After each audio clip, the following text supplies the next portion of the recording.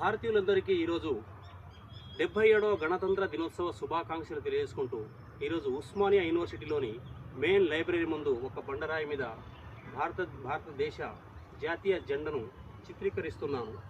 మరియు గణతంత్ర దినోత్సవం జరుపుకోవడానికి ముఖ్య కారణం, గణతంత్ర దినోత్సవం అంటే సర్వసత్తాక సామ్యవాద లౌకిక ప్రజాస్వామ్య గణతంత్ర దినోత్సవంగా జరుపుకుంటున్నాము.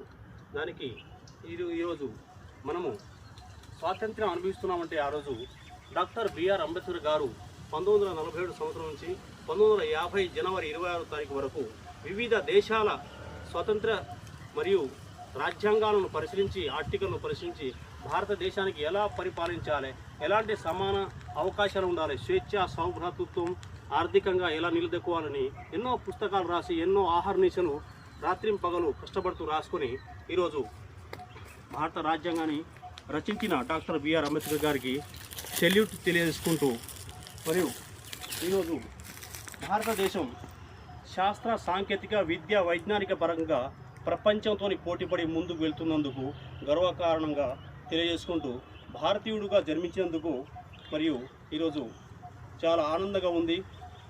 జై హింద్, జై భారత్, జై బోలో భారత్ మాతాకే జై.